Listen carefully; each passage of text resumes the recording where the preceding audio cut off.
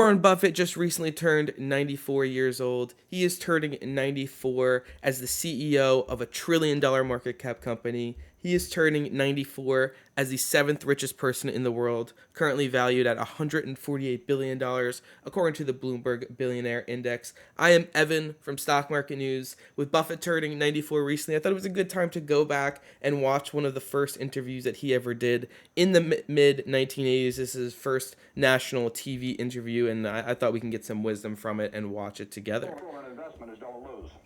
And the second rule in investment is don't forget the first rule, and that's all the rules there are. I mean, if you buy things for far below what they're worth, and you buy a group of them, you basically don't lose money.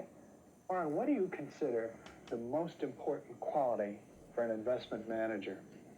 It's a temperamental quality, not an intellectual quality. You don't... I think this is obviously one of the big points here. A lot of the smartest people that we know, some of these quotes, they're the worst people at this because they get fear at the bottom, they get FOMO at the top. It's all about, sticking to your guns and not really going too far. So this is one of my favorite points. You have to have enough IQ to get from here to downtown Omaha, but smartest people don't win in this you game. You do not have to be able to play three-dimensional chess or be in the top leagues in terms of bridge playing or something of the sort. You need a stable personality. You need a temperament. Don't get too high, don't get too low. Neither derives great pleasure from being with the crowd or against the crowd. You know what's interesting? Too many people, myself included, have fallen into this a little bit. Sometimes when I see everyone is going in one direction, I'm so tempted to go the opposite. It's like, oh, the market wants to hurt the most amount of people. But even that, a lot of times, that in and of itself is not like an amazing argument to go into something. Because this is not a business where you take polls. It's a business where you think.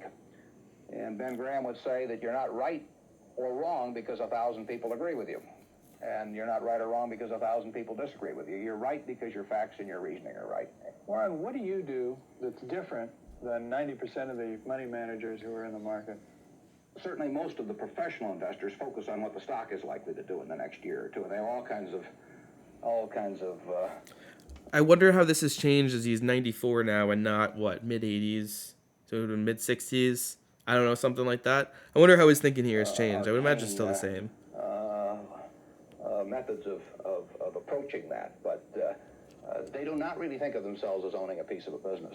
The real test of whether you're investing from a value standpoint or not is whether you care whether the stock market is open tomorrow. Stock market is not open tomorrow, Monday, for Labor Day. It shouldn't bother you if they close down the stock market for 5 years. All the ticker tells me is the price. And I can look at the price occasionally to see whether the price is outlandishly cheap or outlandishly high. But prices don't tell me anything about a business. Business figures themselves tell me something about a business, but the price of a stock doesn't tell me anything about a business. I would rather value a stock or a business first and not even know the price, so that I'm not influenced by the price in establishing my valuation, and then look at the price later to see whether it's way out of line with what my value is. So Buffett chose to stay in this world, Omaha, Nebraska, where corn... Still in Omaha, Nebraska. Shout out. Corn grows just minutes from downtown. I've never actually been. Now, Omaha is a nice town, but nobody claims it's a world financial center. Here, the only thundering herd is actually on 4 feet. Don't you find Omaha a little bit... The graphics quality on this is horrible.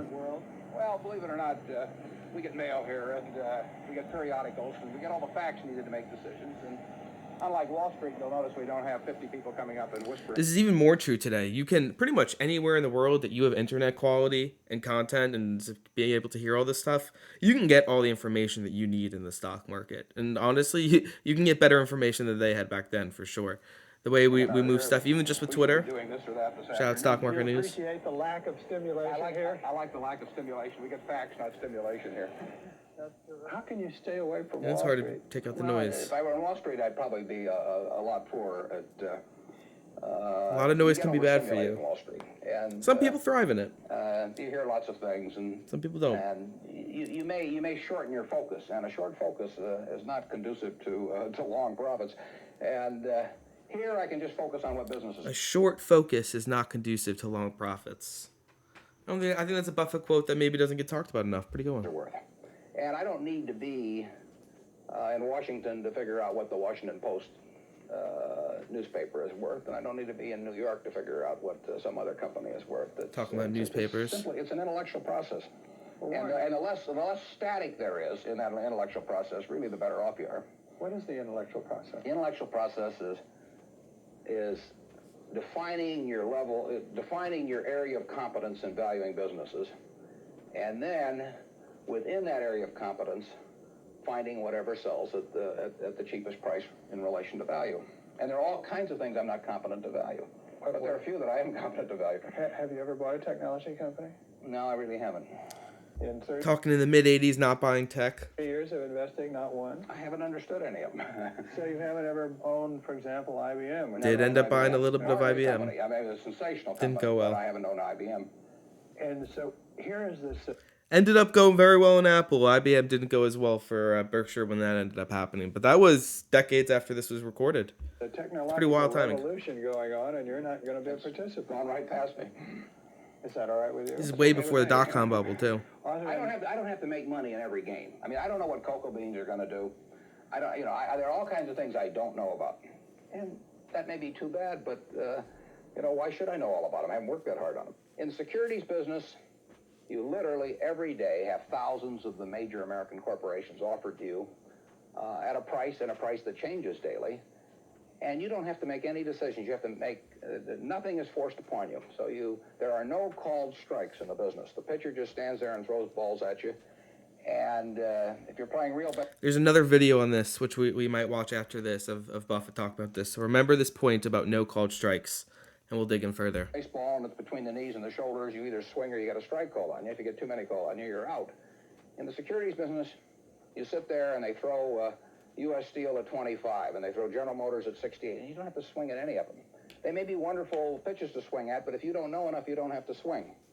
And you can sit there and watch thousands of pitches, and finally you get one right there where you want it, something that you understand, and then you swing. And so you might not swing for 6 months. You might not swing for 2 years. Isn't that boring? It would bore most people, and certainly boredom is a problem with most professional money managers.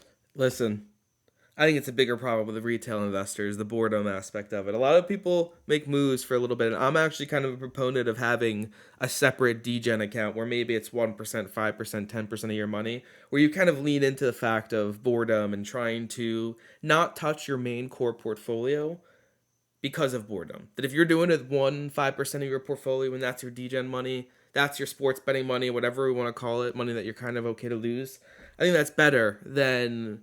ignoring it, and maybe you end up doing that with 30-40% of your money, which I've seen people do. So this boredom aspect of it, retail professional money managers, but also for retail traders and investors. Out an inning or two, not only do they get somewhat antsy, but their clients start yelling, "Swing, you bum!" You know, from the stands, and that's very tough for people to do. Warren, your approach seems so simple. Why doesn't everybody do it? Well, I think partly because it is so simple. That the academics, for example, focus on this high-pitched noise in the background. All kinds of variables. Partly because by academics, you mean professors of finance? Yeah, the data's there. In business school? Sure, and the data's there. So they focus on whether if you buy stocks on Tuesday and sell them on Friday, you're better off, or if you buy them in election years and sell them in other years, you're better off, or if you buy small companies. There are all these variables because the data are there, and they've learned how to manipulate data. And as a friend of mine says, to a man with a hammer, everything looks like a nail. And once you have these skills, you just are dying to utilize them in some way. But they aren't important. If I were being asked to participate in a business opportunity, would it make any difference to me whether I bought it on a Tuesday or a Saturday or an election year or something? It's not what a businessman thinks about in buying businesses. So why think about it when buying stocks? Because stocks are just pieces of businesses. There we go. That was the first national TV interview of Warren Buffett from around the mid-'80s. A lot of points there. He ended up kind of buying a little bit of tech. Other points we've heard going forward. I want to keep talking a little bit further. I thought this graphic right here was really a fun one to watch. This is Cathie Wood versus Warren Buffett. 2021 to roughly, I think it was 2024, maybe February in 2024. Or maybe it was January. We'll see. But you can look at the difference we already have here. Buffett up 50, 60%. Cathie Wood down 50 or 60% in the same time period as Buffett's given some of it back. But we know what happens going forward. And it would be even higher today as Buffett has continued to recover. Berkshire Hathaway, as I was saying, now a $1 trillion market cap company. And Cathie Wood's RK still struggling a little bit, down 70%. I think it's something similar to this. I think Kathy Woods is maybe up a little bit, but not too far. Warren Buffett's today is significantly higher, but a little bit of an outperformance there. And the final video that I kind of mentioned during that was this one, him talking deeper about kind of waiting for your pitch in the stock market. Let's listen in. Science of hitting. And in the science of hitting, he's got a diagram, shows him at the plate. And he's got the strike zone divided into 77 squares, each the size of a baseball. And he says, if I only swing at pitches in my sweet zone, which he shows there, and he has what his batting average would be, which is 400. If he had to swing at low outside pitches, but still in the strike zone, his average would be 230. He said the most important thing in hitting is waiting for the right pitch. Now, he was at a disadvantage because if the count was 0-2 or 1-2 or so on, even if that ball was down where he was only going to bat 230, he had to swing at it. In investing, there's no called strikes. Like I said, this is a big point that feels like Buffett takes. He's not swinging at every opportunity. You've seen some different plays with the smaller money managers behind him, but Buffett does not make the same amount of moves that most of us everyday investors make. As he's kind of gotten huge and he has to kind of ladder out his positions. Like if he wants to sell Bank of America, he can't just sell $5 billion in a day. He has to do that over a couple days. But Buffett still kind of, at least in his mind, is waiting for the big opportunities there and not swinging at every pitch. And I know personally, I've tried to swing at less pitches and do less things there and really put my kind of back behind less opportunities and try and increase the quality. I think another big point here is how many opportunities there are given every single day. There are so many stocks in the stock market, and a lot of them, half of them are going to end up beating the market, right? Something like that.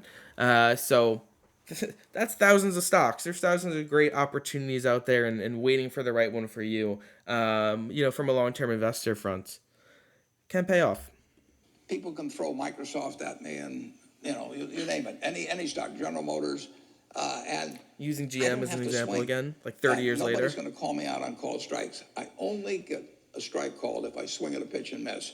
So I can wait there and look at thousands of companies day after day, and only when I see something I understand and when I like the price at which it's selling, then if I swing, if I hit it, fine. If I miss it, it's a strike.